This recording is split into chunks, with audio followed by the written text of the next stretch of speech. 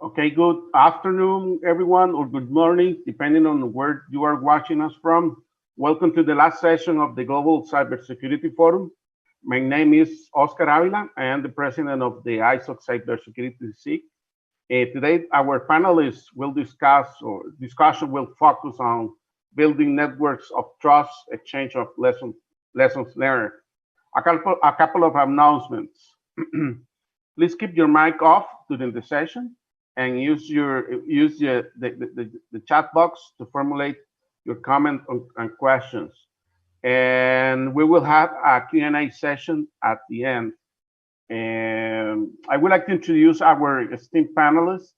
We have Barbara Machiori Assis. Barbara is a cyber policy specialist with 10 years of experience. From 2014 to 2019, she worked as a cybersecurity program officer at the Organization of American States in DC.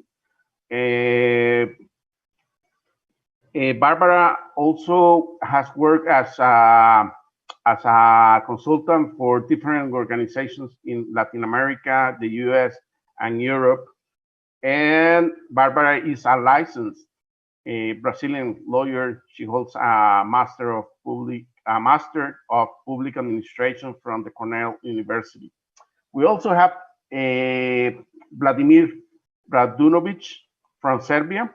Vladimir is director of the e-diplomacy and cybersecurity program at the Diplo Foundation.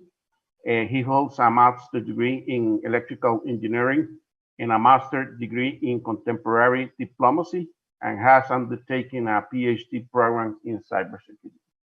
And also we have Milan Sekulowski. He is a senior advisor at the CAF. He holds a master's degree in political science from the University of Leeds, UK, and also a university degree from the Military Academy of Serbia and Montenegro. Welcome to this session, and thank you for accepting the invitation to join this session. Right after the intro, I will post on the chat box the full bios of our panelists. Just to kick off, I just want to say a few words to introduce the topic. And basically, if the countries wants to enhance their cybersecurity capacities at the national level, and of course positioning themselves at the international level, they should have a clear roadmap that normally is defined in the national cybersecurity strategy. And these strategies normally have some guiding principles that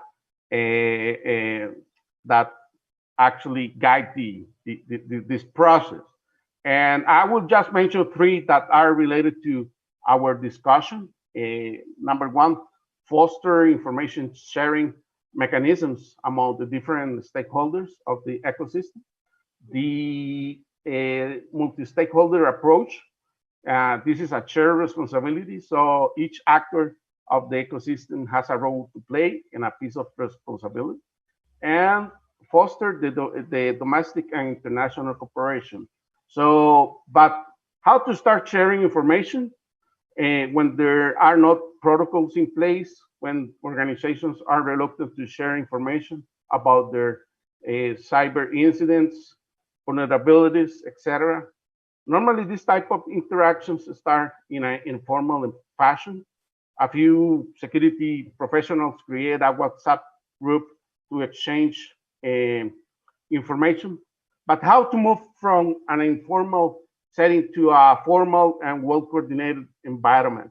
So, private and public sector organizations will report their incidents to the national CERT, critical infrastructure operators exchange information among themselves. ISP share information with the law enforcement agencies. The national CERT also share information with the international law enforcement agencies and other incident response bodies. it sounds like an ideal environment, right? But is this really happening? Well, probably not. Governments not always have the expertise and the financial resources to tackle all the cyber issues.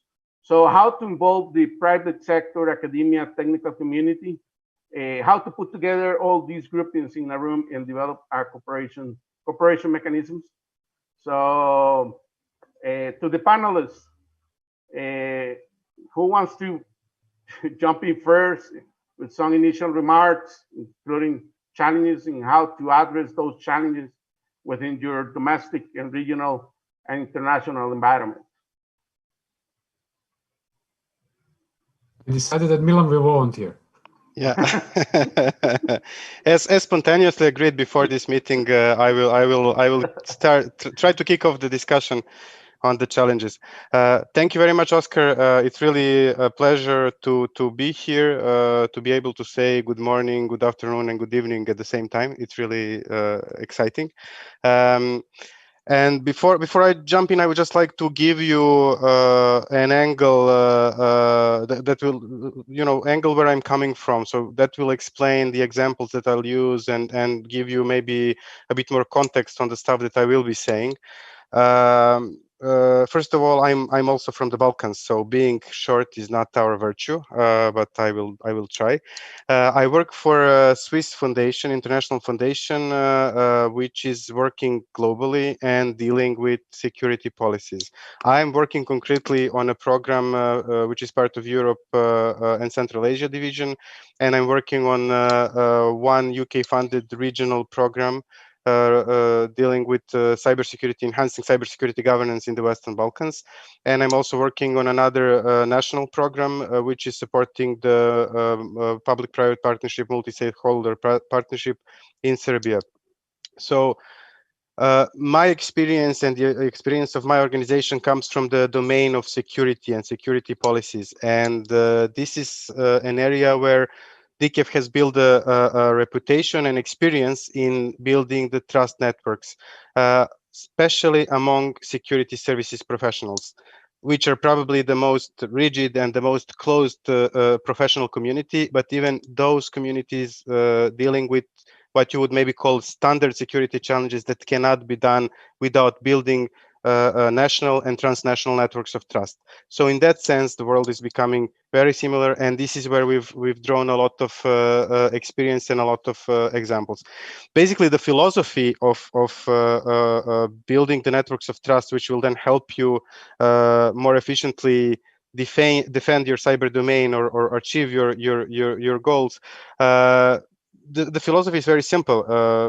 Bad guys are teaming up regardless of divide, regardless of nations, regardless of regions.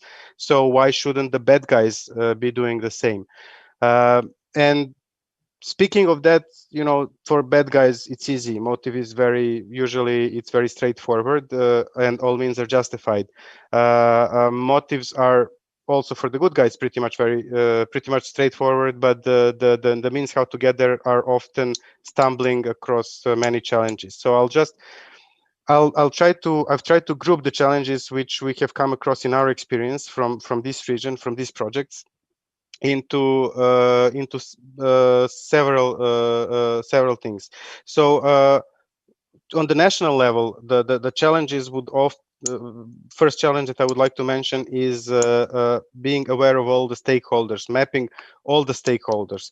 Cyber is complex. I don't need to say this to this forum. Everybody knows this, but it is really not easy to identify who are all the stakeholders that you should talk to, who are all the stakeholders that you should take into account, that you should work with, especially when you're coming from a position of the government or governmental institution, because their organizational culture there is not really instinctively encouraging stepping out towards the private sector, especially in our region. We are post-socialist, post-communist region, post-conflict region.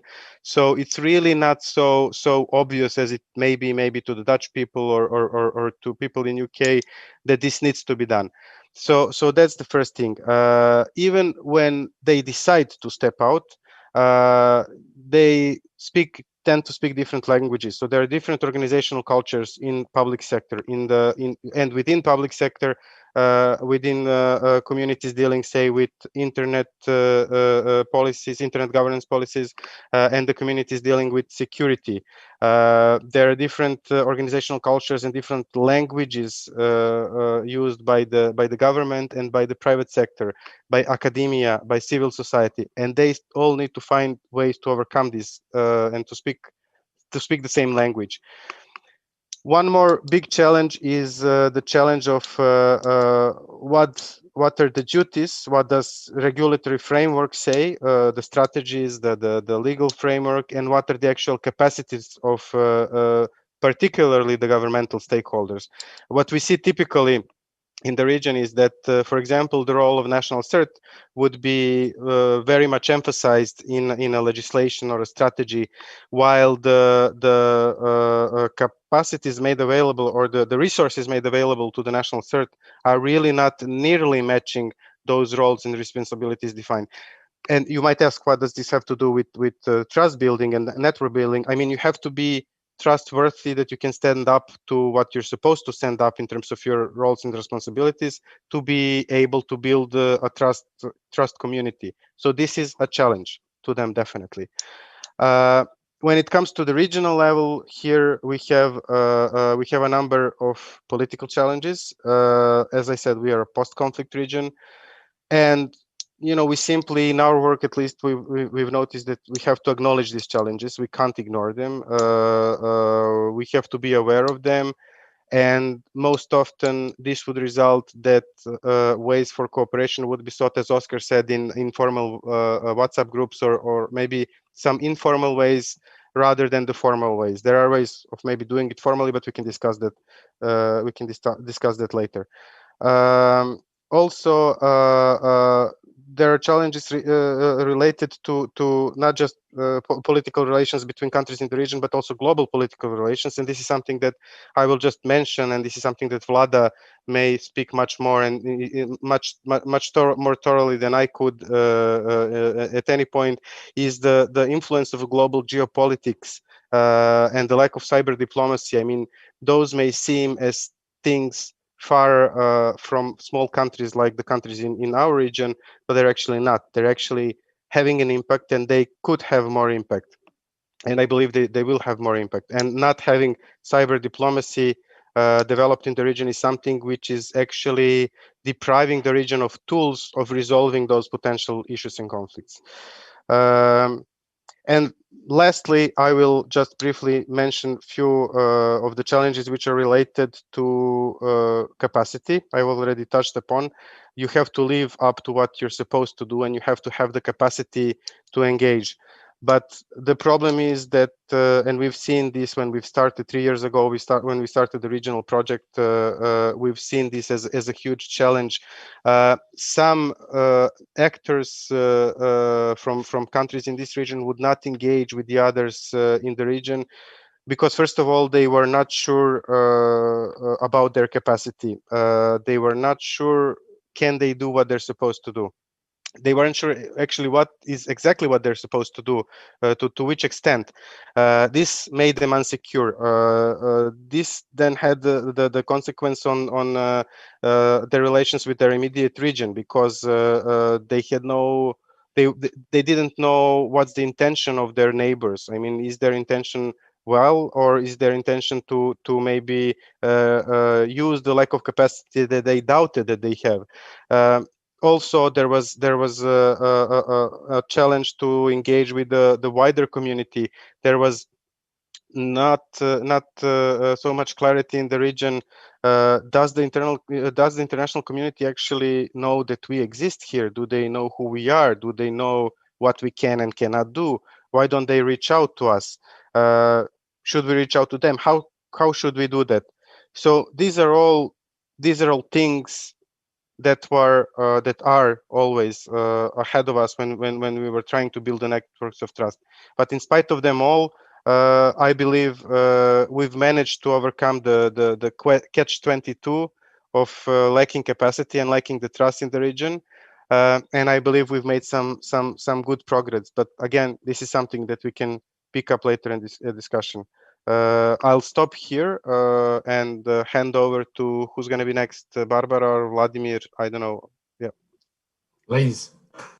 Ladies, okay. Go ahead. So thank you, Oscar, for the introduction and for the initial topics that you mentioned, because I was taking notes saying, well, yeah, pretty much that's what we need to talk about, how to foster national international cooperation. What's the role of each stakeholder? We always say there's, oh, this is a shared responsibility, everyone has a role to play in it, but it don't really, okay, how do we actually do this? So it's important to discuss this aspect. And the issue of the informality. And also, Milan also mentioned this, most of the, especially technical community, we started with this sort of informal engagement, and how do we move to shift this to become something formal. I was taking notes, I was started with what actually Milan said about the philosophy of the bad guys teaming up. So if they're doing that, if the guys are teaming up, why don't we do that? And actually now they're called, well, they're organized crime. So they're very much doing a very good job. And the issue is, I will start with thinking of some solutions we can discuss here. Because when I was talking about the negative, the challenge in the regions, for some of the challenge, I'm sure that anyone here that's listening to this that is from Latin America, I'm sure pretty much it's similar. Some of the challenges were quite similar. So how do you move to this next step? First, the idea we need trust involves a certain level of risk. If you're gonna trust someone, you have to make it involves, so we start small. We start with the groups that you know each other. So that's why we start this with some sort of informality, because we know each other, and so we start our relationship. And I was very glad also we brought this issue, because basically our entire economy is based on trust. So we really need to, it's not only cybersecurity that's dealing with this. I think any other field in the world, basically our species depend on this, of trust in creating institutions and formalizing this. So we can also learn from other fields. So we start small. We started with these groups that you know, because usually, who do you trust? Usually people tend to trust who belongs from your same sector, who trust from, you have some sort of similar background. So we started there. And when we go to a country, and then I'm going to, from my experience working, supporting countries in Latin America, developing their national cybersecurity strategies, and the challenge of implementing this strategy later. We always try to we start with the groups that already exist. For instance, business associations, civil society groups, academic groups, that they already engage at a certain level. So don't reinvent the wheel, okay, we don't have, because so many times I've been to countries and they say, well, we don't have any structure here, we don't know how to do any sort of public-private partnership. Say, wait. I'm sure there is some business association in the financial sector. I'm sure there is some group of academics that are discussing some digital related matter. And this goes to what Milan was discussing about the importance of mapping stakeholders. And there's the challenge sometimes within government, how do we do that? How do we map stakeholders? And usually because of anyone, you think from your own sector, like my own experience. So I think cybersecurity, well, if I'm dealing with cybercrime, I'm going to think, well, we need to engage the prosecutors, we need to include the justice system. But then I forget perhaps the need of engaging people of education. I forget that we have all this curriculum infrastructure people. So one thing that I would do when I was doing my job before the pandemic is always bringing, when I'm going to engage with the governments, is show them, I'm sure a lot of people here know this because OAS and BID, the Organization of American States and the Inter-American Development Bank, they're launching for the second time the regional study about how is the maturity level of Latin American and Caribbean countries in the region. So when you show them, okay, when I'm talking about cybersecurity, I'm not only talking about you protecting your systems and networks at your organizational level. I'm talking about ensuring education, fostering a culture. I'm talking about international cooperation also. So when you show all these dimensions, I think every first meeting that I had with any government was presenting this sort of maturity levels. So, okay, so I need to cover the stakeholders from all these different areas. So this is very helpful. But then the second challenge is, well, we don't have. I think we sometimes in some countries in Latin America, you're very similar, but of course the countries, they differ. Some of them are more mature than others. They have more specific challenge. But something, well, we actually don't have these people. So, well, and that's also we have to dedicate our time to sit down and actually look and try to find what I did. A lot of my initial work, it was to try to find, for instance, stakeholders that from the country that I knew that were involved at ISOC, that were involved with internet governance. It's 5 years ago, that I knew that were involved somehow with the internet governance debate, but not necessarily cybersecurity.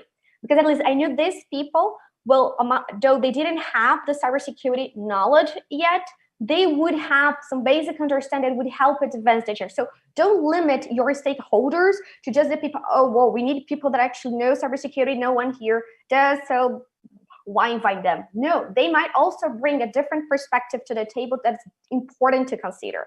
In some countries in Central America and also in the Caribbean, we found sometimes we didn't have a civil society as strong, for instance, as we have in Latin America. They're very vocal about internet rights. But what we did and was go, okay, but we have many civil societies and dealing with protection of vulnerable groups. So why not help them get access to this information? So let's socialize the knowledge about cybersecurity, because it is important for them. Everyone's gonna be aligned, where at least we see now with this pandemic, if you were connected, it's pretty much our life is happening online. So try to engage other groups that you might think that are directly not necessarily involved with cybersecurity, but in the long term, it's very important. So that's what we would try to expand a little bit more the notion of cybersecurity. So when you're doing this stakeholder mapping. Another thing, we were talking about the CSIRTs, and that's definitely true. In the same challenge in Latin America, we have among the 32 countries, Latin America, Caribbean, we have over 30 countries. We have, I would say, a little more of 20 countries that do have a CERT, but many of them, their computer security incident response teams, they have very limited resources. So it's very hard for them. Okay, how do I deal with my own problem? And then I know it is important. I need to share information as well. So it's a challenge of trying to do both at the same time. And also then comes to the different stakeholders. Okay, you were from, CERT have a very specific role. They need, of course, respond, manage the incident, recovery from them. But it's also important then to combine the other skills like communication skills. You have to try to find political support for this to make sure you have the resources available. And making this connection. So every time we find someone from direct source, okay, who is the government here? Who is help you politically? Also support this, because we have to move forward with this agenda. So I'll always try, so when you go to countries, try to find a combination of the politics part of it, to get approval, but also the policy, of course, because we need people to actually be implementing and working on it. Sometimes it's tricky to find this. When I find this combination, it comes to say, okay, no, this one we can move the agenda forward. I want to touch a little bit before throwing the ball back to one of my colleagues here about the international, how is at international level. At least I think in Latin America and the Caribbean, we have quite strong regional organizations, and that help have been pushing this agenda for a while. Latin America, the Americas, we have an inter-American cybersecurity strategy since 2004. On the other hand, we say, okay, we have this since 2004, and you still have many challenges. Agreed, but at least we have some international political structure that helps this exchange of experience. And when we come, for instance, to the matter, recently we have advanced a lot in the topic of confidence building measures for the region. And it's interesting because most of them, pretty much all the measures, they are not so much about the trust issue, the confidence, of course, but a lot of cooperation, because it's getting worse, I would say, but we have a relatively stable region, which has been changing. If we analyze the past years, it's been changing. We haven't felt so much the, I would say, the impact in the cyberspace in between the countries. But I'll just give an example. For instance, Brazil recently released the national defense, its national defense policy and strategy. And if you compare from the initial versions from 2012, 2016, and now 2020, you see, well, the first to 2012 is a relatively peaceful region. 2016, well, it's still stabilized. We don't see many issues in the region, but we see some risks raising.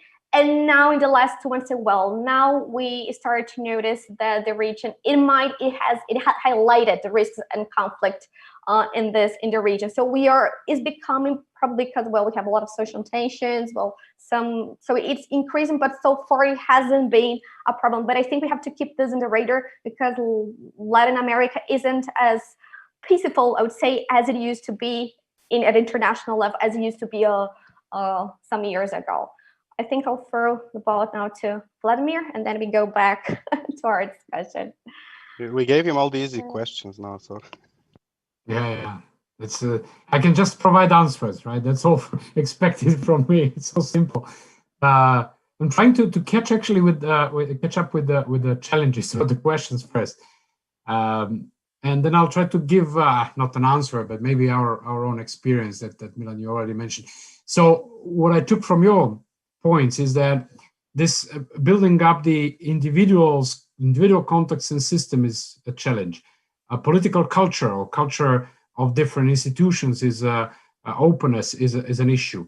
International cooperation, certainly there is a complexity of multi-stakeholder environment and so on. Then the resources, people simply, or even, the companies don't have resources to play much with the cooperation. Communication, language, and organizational culture is quite different from sector to sector. Capacities and this sort of trust that you have enough capacities to do turf battles. That's something. So I'll try to give an example. Milan mentioned that of what we did in Serbia. What was it now? 5 years ago. So those of you that maybe had a chance to be in Serbia might get a better vision, but I'll try to illustrate it. So imagine it was some spring when there is really a nice weather outside, and there was a small cantina, actually cantina used by the youngsters, young researchers, in a science center, youth science center in a remote village in Serbia. And there was this evening where instead of the young people in cantina probably having their lunch, we had about 40 adults with some excellent food, with amazing rakia, and this is an important element of bonds in Balkan. I guess some of you from Latin America can understand that as well, to what extent the drinks are important. Excellent local music, unplugged music, everyone singing, and the top of that was that all the mobile phones were actually taken out of the room. Now you would imagine it might be a high security event if the mobiles were out, but then this mixture of music and atmosphere. What was actually there, it was 40 people from basically all the major institutions in Serbia, national public institutions, plus major telecoms, plus some of the lead IT companies, basically hanging around, having a social connection, social bonding after 2 days of a very intense discussions on cybersecurity, but in a completely isolated environment. Now that was 2015 when we started the project, Milan on behalf of DCAF, myself on behalf of Diplo, and OSCE, the mission in Serbia, with completely different angles. Milan, as he said, from security sector, Diplo more involved into digital policy, internet governance, and then foreign affairs. And then the OSCE as the trusted regional or local partner, but international partner on the local level.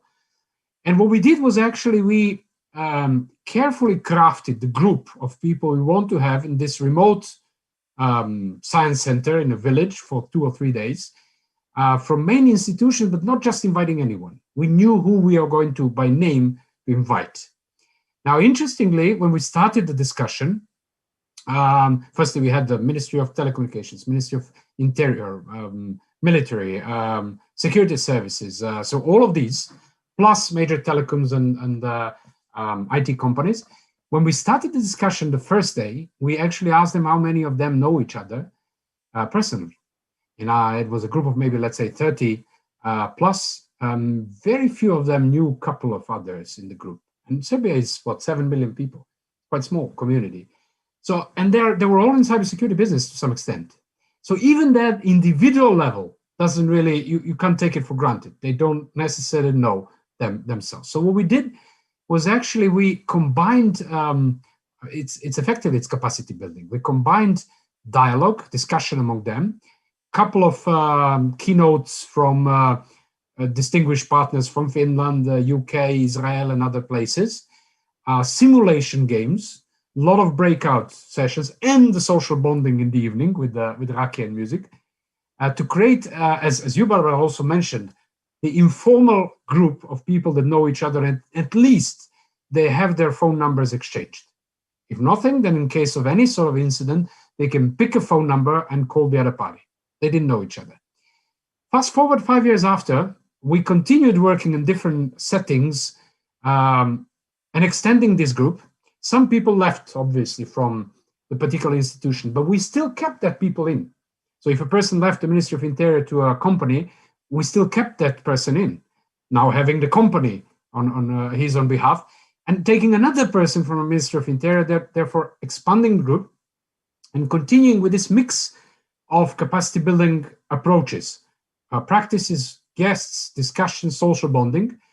And after 5 years, we actually see a community of about at least 50, I would say more, people which just, 2 weeks ago, had the first online cyber drill organized by Milan and his team, where all these people were together. But it was not the cyber drill as we know it, red team, blue team. It was actually the practice of coordination on a national level in case of various scenarios of incidents, who does what. And of course, now we have the law, we have the strategy, we have the CERT. We didn't have any of those in 2015. And the group we were working with was by large involved in developing the whole framework. But the point is now they were practicing basically a drill of what happens and how these laws and internal policies implement in practice. And as you mentioned, well, Barbara also, I mean, one thing is to have it on paper. The other one is to implement it. Now, the good thing is that this current drill was the second round of this group, or the third even, where we were actually not devising the protocol. We were testing what we have in a way. So it's quite some evolution. And this whole package actually addressed most of the concerns that I summarized at the beginning, one way or another. We managed to create informal working group with individual contacts, now trying to raise it to the second level, which is the institutions. And we combined that with addressing the ministers directly, telling them that firstly telling them that this topic is sexy, and once they realize this is sexy, they want to get more into that. Secondly, telling them that they have people in their own institutions that they can call when there is a need to pick a phone and say we have an incident. Then these people on a local level know that the ministers or the high-level ones understand they have the crew and would probably call them. Secondly, they have informal network. If nothing, they can pick the call and get the support from others.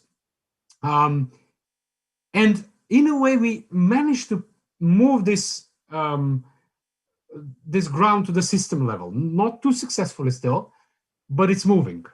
The political culture also changed. At the beginning, it was the ministries mainly saying, why do we need these guys with these techie guys? This is a security issue. We don't need, and Milan knows that better. We don't need all this crew around. It's us who are dealing with that. After a number of drills, exercises, talks, and their social bonding, and even the practical cases where they actually had to pick the phone of the others, they realized why they need folks from Microsoft and IBM, from telcos, even from the NGOs, and certainly academia, which was later on involved as well, the faculties and so on, the expert communities. And they sort of relaxed this turf battle guard. They realized that together they will build capacities. So capacity is not a training. It's actually discussion. It's a facilitation. It's exchange. Training doesn't help. It's much more of a hands-on discussion.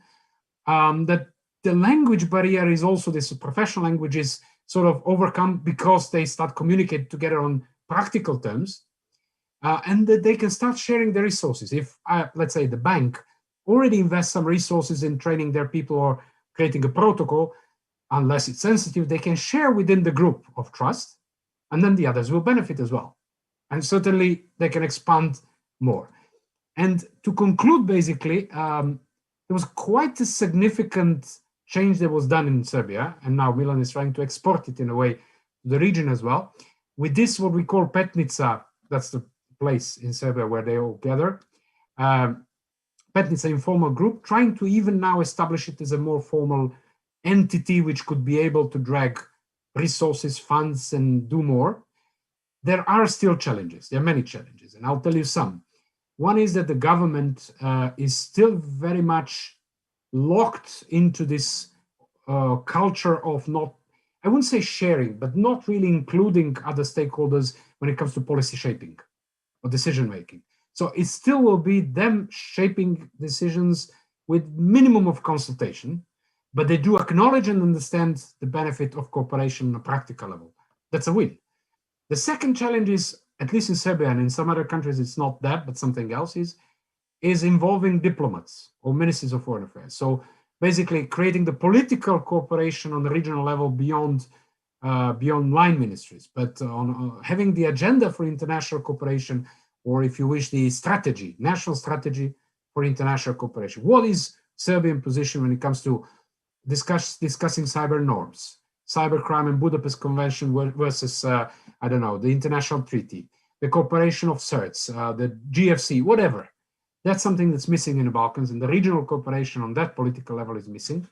That will probably be the next step that we will try to do. And I'll stop there and probably pass it back to Oscar you can pass the mic. Okay, thank you, Vlada. So we heard a lot of the challenges that you have, but let's move to the examples or good practices that you have implemented in your region. So as you mentioned, Vlada, the Petnica group is a good example, and maybe for the Latin America, the CSERT Americas, and maybe let's go back to Milan and see if he has something to comment on this. Yeah, thanks, Oscar. I mean, Vlada did already start the discussion towards the good examples, and yes, this is true. We have tried to take out the experience from Serbia and to really apply it in a regional setting, in a multi-country setting with the UK project, which we're now running. This is now the third year of the project. Before I just a small observation on what was discussed by Barbara and Vladimir. I mean, don't just necessarily always blame the governmental sector and the security institutions for being closed. That goes both ways, or all, in all communities there are biases, and we have witnessed that also in the Petnica group as well. I mean, I know we have worked with the security community, and we entered through the security community, but we have encountered also the opposition from the, say, internet governance community saying, why the hell do we need cops now? This is not a policy issue. But then what is truth for, again, acknowledging the truth, not saying it's good or bad or whatever, but what Barbara mentioned as a very important issue, and I agree, and I think also Vlada underlined that, the importance of having the political support. I mean, political support will undoubtedly rise when you involve the security institutions and the security sector.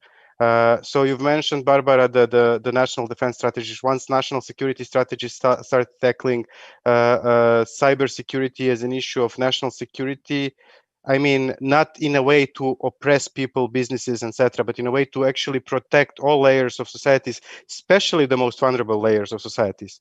Because, if internet cracks now in situation of COVID, this was one of the outcomes and one of the conclusions of the drill that Vlada mentioned that we had in Serbia. Who would be the first and the most hit? Schools and pupils in Serbia, because they do everything online. Their educational process will be disturbed if we have disturbances in the cyberspace, and they would be the most exposed currently. in Serbia in current situation, or one of the most exposed. In any case, to come back to the good examples. So I think also one quick reflection, if you allow, on this sort of closed environment of the governments, which is reasonable. I mean, the security sector per se is more closed than the governments, and I completely agree with you that the others are as well. And I'll give you an example of that. And ISOC is a good example, or the technical community. To what extent the technical community sometimes is close to understanding or trying to work with governments, for instance, on cyber norms, where you have discussions within the technical sector to some extent, but not actually articulating this discussion to governments and diplomats. And there are a couple of good examples where APNIC, the Asia Pacific regional network, basically helped establishing this link during the Internet Governance Forum between diplomats and tech community, and showing how different languages, and once you put them together, it's really eye-opener for all of them. It's like, oh, we didn't think about it. Well, we didn't think about that. So I completely agree with you that it's not only on the side of the government, and we need to do much more to raise capacities on all sides and communication potentials. Back to you. Yeah, so sorry. So yeah, that's the catch-22 that we I think that we can break. So to move into the, you know, on the positive sides, and how can we learn from the good stuff that's been done. Like Barbara said, we start with the small steps. And having said that, I think that, Vlada, we should mention, we don't mention this often enough, that all this that we've done in Serbia over past years, that was done with a really like leftovers of budgets of organizations. This is not expensive thing. This requires open mind and commitment. It is not necessarily expensive. Even the regional project that we're doing, it's relatively small. I mean, it's big in numbers for our country's budgets, but compared to the effect that it has to the region and the effect it will have, it's really not that expensive. So it's possible. It's the solution is in doing small steps, in what Vlada also mentioned, mixing capacity building with building networks of trust, or building communities and social bonding. So how have we done that in the complex region that we work with? So we have started also from that notion of, you know, knowing your capacity, knowing your own community, etc. So we have developed a methodology to help.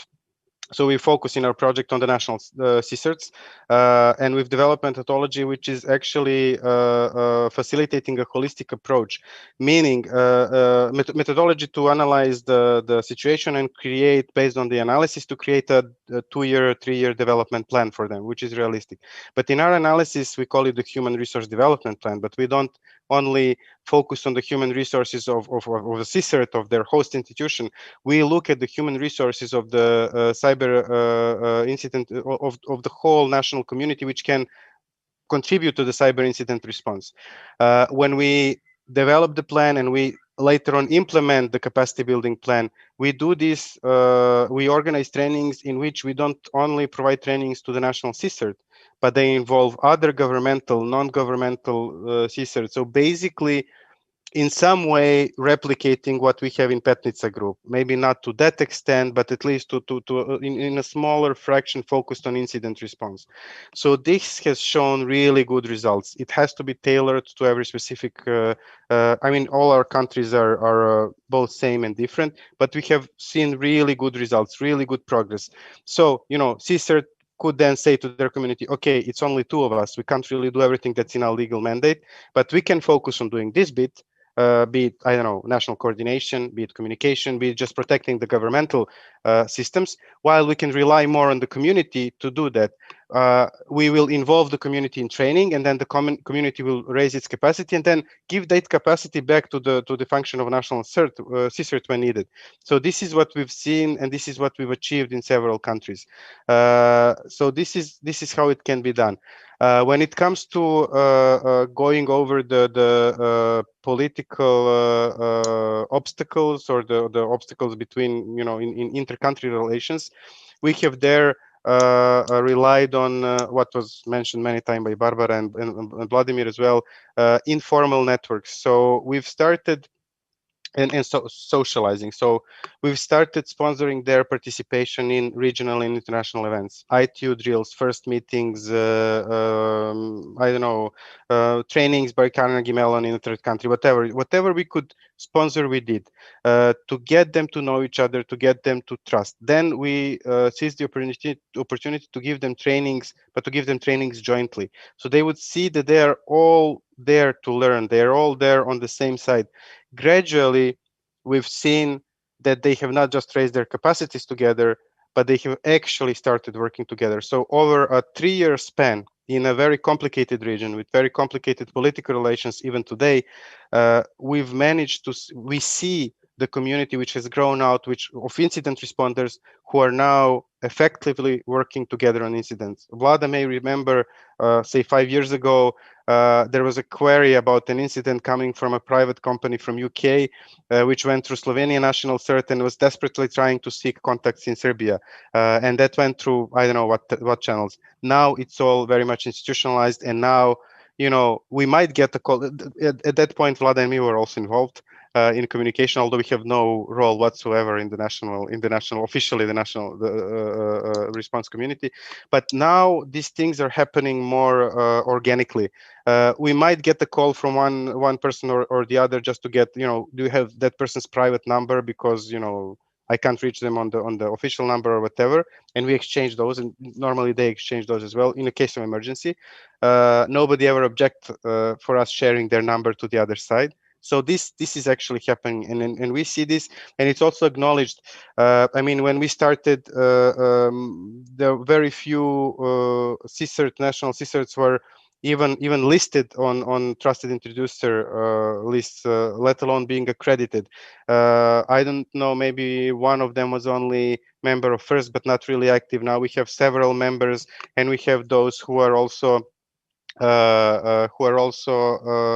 applying for fellowship, or in any case, they see the benefit of joining and being more active even in these global communities. They feel more confident. So I would just, conclude by saying that this is definitely possible, and we have seen in span of 3 years a development and growth of regional community of trust in a complicated region. It can be done. It requires some resources, some funding, but most of all, it requires commitment.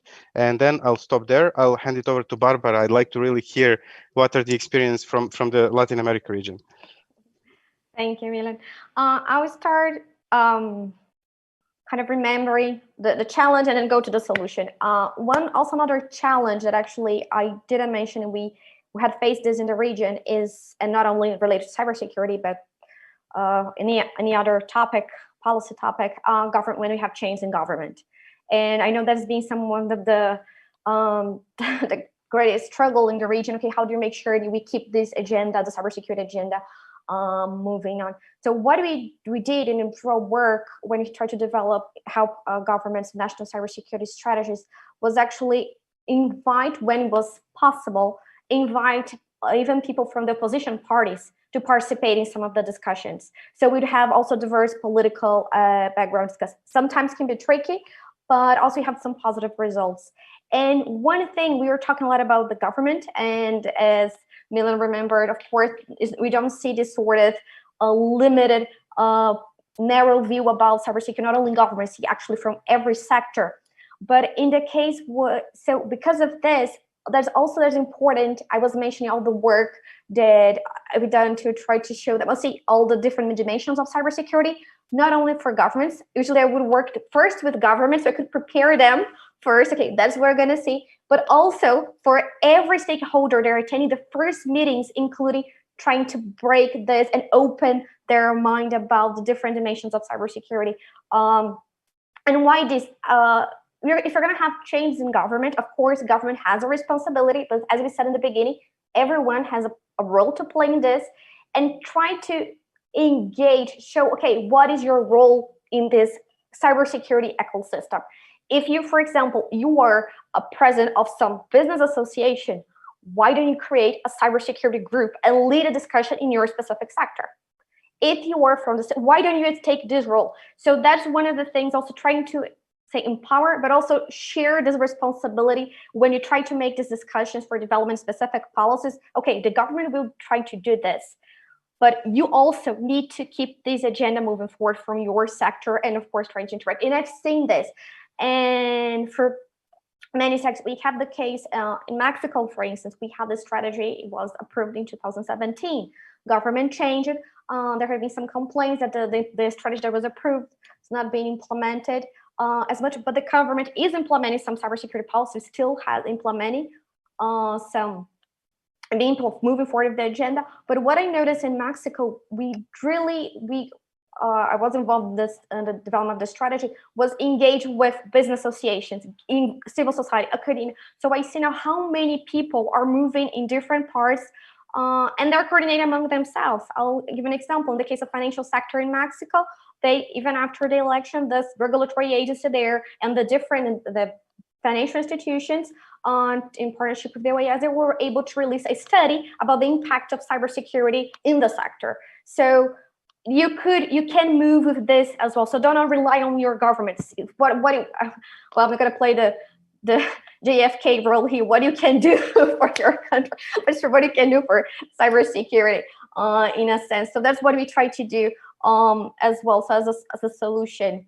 Another aspect we mentioned, we were discussing. Okay, it's important. We always start with peer-to-peer network, and we started with this informal initiatives. And okay, but how do you shift this to be more formal?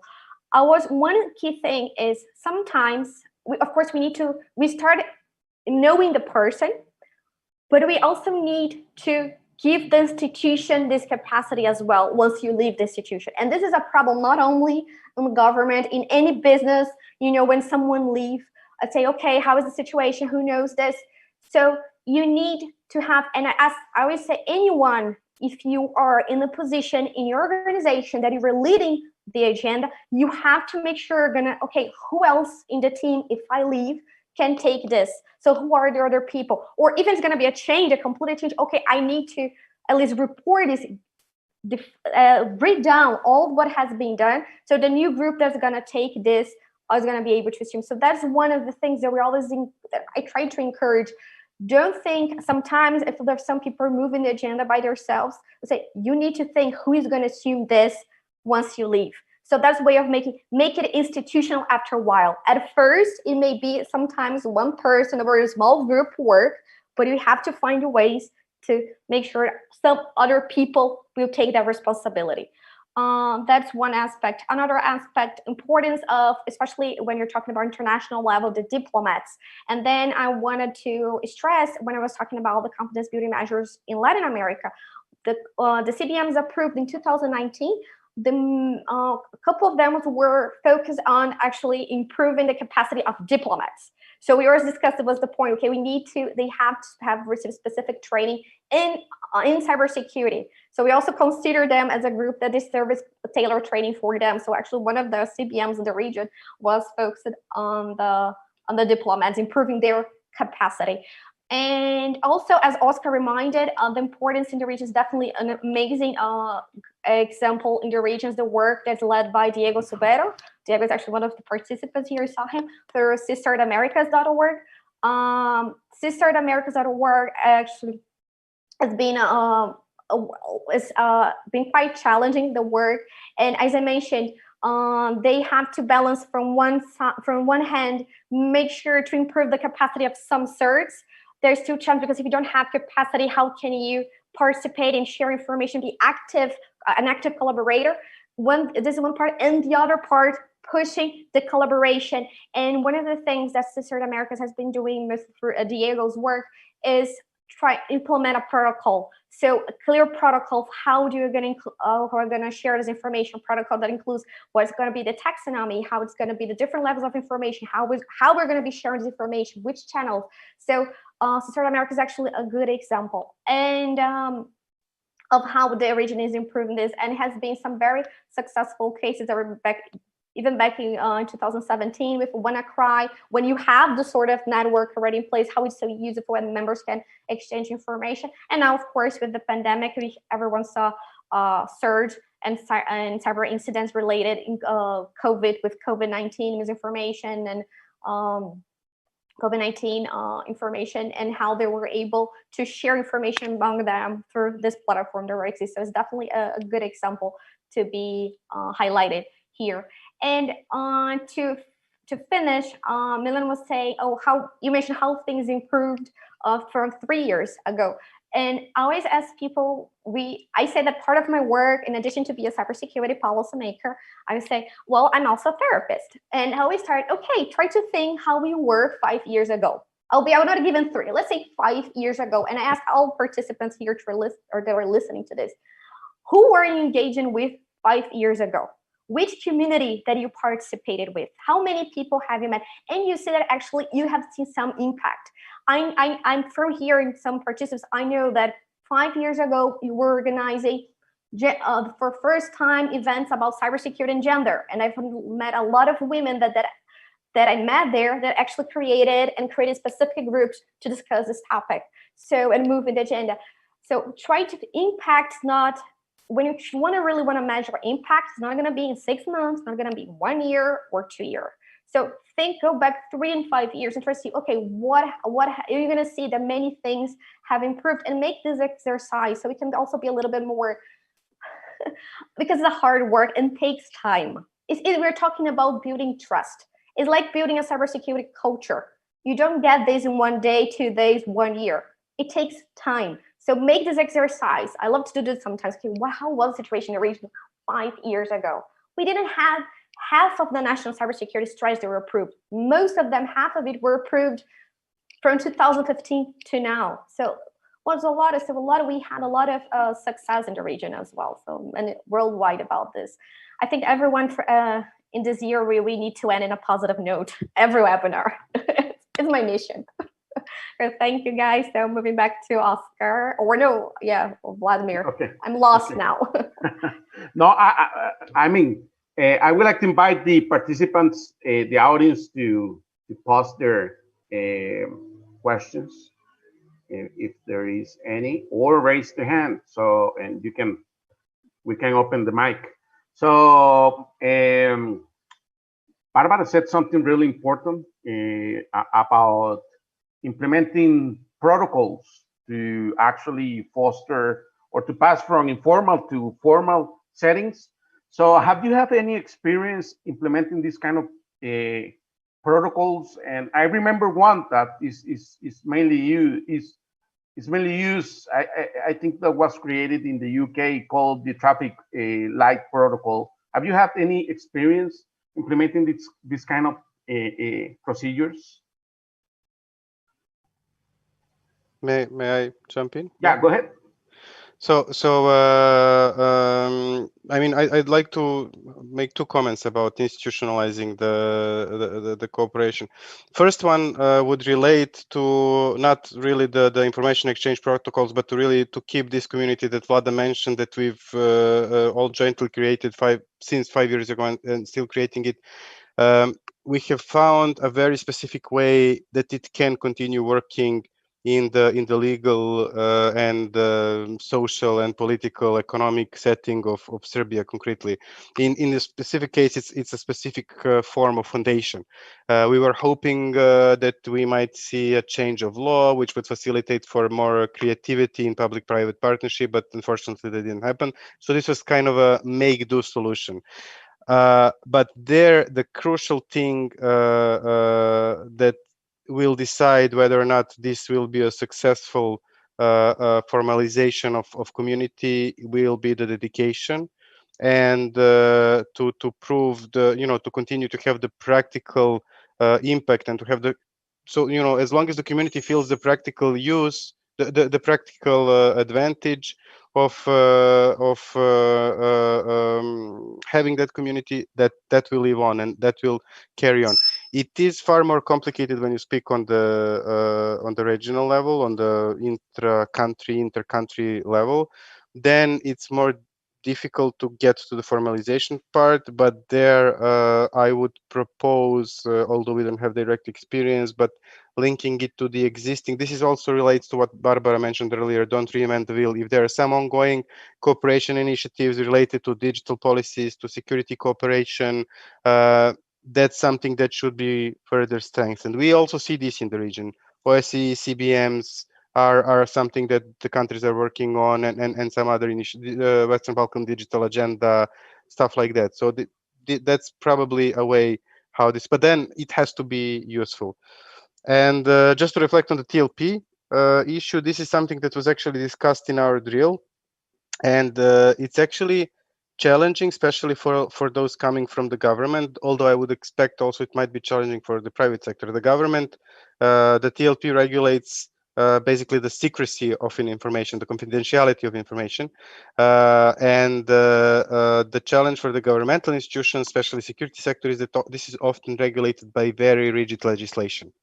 I mean, you're a lawyer, you would know this better than me. So, you know, reconciling the legal requirements and the practical requirements, practically TLP protocol is much more applicable and easier to use, but it's based on informal trust, while, you know, the legal requirements are something else. So, you know, it's hard. I would assume that we would see, or that practically you would see usage of TLP as long as it's not explicitly forbidden by the law. So unless it's like, you know, like really strictly classified information that you absolutely cannot share, like state secret or whatever, but everything that's like, you know, related to operationally solving the incident, if there's a trust, then TLP is applicable. If there's no trust, it's not applicable. If you just rely on laws, that's not going to work. So hope this answers.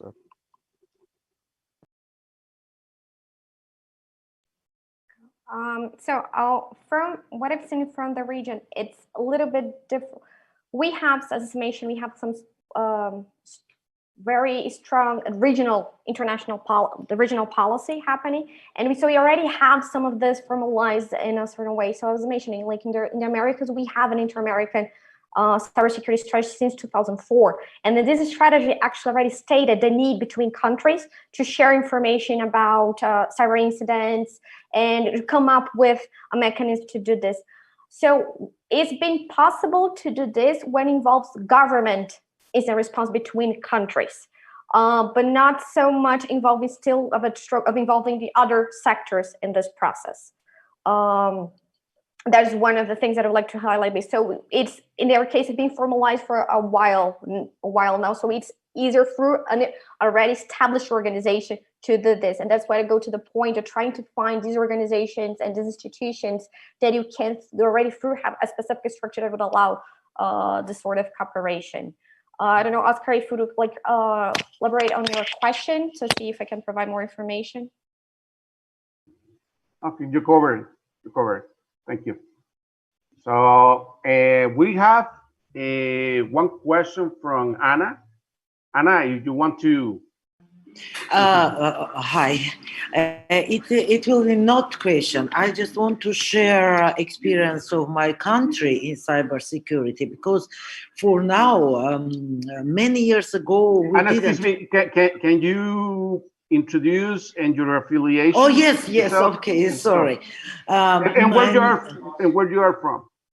Yes, I am from Armenia, and I represent the Internet Society of Armenia, and I work in registry AM and high domain names as an administrator. And I just want to share my experience because in my everyday work, I have a lot of contact with cybersecurity from government. We have a cybersecurity department in police. We have a cybersecurity department in Ministry of Defense, and we cooperate with them in everyday mode. Maybe you know that in Armenia now it's very difficult situation. To be honest, it's a war situation, not part of Armenia, you know, and in this difficult situation is very, very important because National Security Service, they done it 2-3 years already. They control the governmental organizations, websites, and we have just now we have the DOS attacks to our banks, and we have a lot of fake news. But you know that we do it not for only. The first purpose is to help organization. And our national CERT also work with us. I want just to show how many institutional organizations can work together, and even with the national registry. Just. Thank you, Anna. Thank you so much for your intervention. So we already hit the hour. So I don't know if you have any closing remarks to share, Milan, Barbara, or Vladimir. Well, I can just briefly reflect on what Anna mentioned, and I think this is important as not only because it's the conflict there now, but because cyber can be a cause of a conflict or can be used during the conflict, and this sort of well, we know misattribution and misperception and miscommunication can lead to devastating consequences, even the kinetic attacks and stuff. So I think it's ever more important to try to use some of the existing mechanisms of confidence building measures. I don't know to what extent that is applicable to this circumstances now in Armenia and Azerbaijan, but generally. I think that the private sector and the technical community needs to be more aware of these political aspects, because in these circumstances, the governments, with reason or not, will not really reflect or involve the, other stakeholders necessarily, because it's a state of national emergency. And on contrary, they should. So I think there is, and that's back to what also Barbara said, when it comes to capacity building and training of diplomats to understand cybersecurity, I think we need to train deploys, as we did for years, these trainings on cyber for diplomats, but we are turning now to also training technical community about diplomacy and about political aspects and governance. I think this is increasingly important, and it would be important for ISOC and for technical business community to get more involved in understanding how diplomacy works, how governance works, including the security sector, definitely, and how to best articulate and sort of channel own opinions and role, particularly in situations which are very tense, like this conflict. I remember we had one exercise exactly on this cross-border conflict or tensions with the OSCE. When was that? Even 4 years ago, when it was complete confusion in such a scenario. What the hell should the telecoms do, or what? You know, the diplomats were like, no, we have to, I don't know, raise the letter to superiors and stuff. And telecoms were like, no, we have to stop the incident. So you just have to put them together, even in these heavy circumstances. So let's try to build capacities also for the technical community and others. Back to you, Oscar. Okay, thank you. So I don't know if Milan or Barbara wants to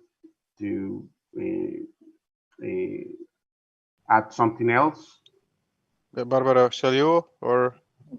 Well, in my case, I'll just say, when you're facing challenge, try to be creative and try to find the places where you already have some sort of a structure, already have some people getting together, and try to start from there. So don't try to always reinvent, okay, we have to start from zero. Do this exercise before. And as I said before, if you're starting feeling frustrated, try to think how were things 5 years ago in terms of trust in your field. I'm sure you're going to find a lot of cooperation that has emerged in the past year. So thank you guys for the invitation, for participating, and for all the patience, for all the participants for listening to us. I hope it was valuable. Thanks, Barbara. I want to echo Barbara's positive note, and I really think that in this, I fully agree. In these times, we need to finish on positive notes.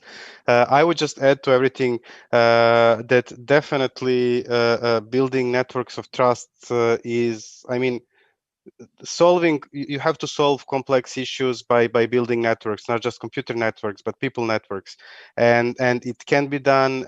It's not easy, but small steps can take you very, very far. So, you know, keep on walking.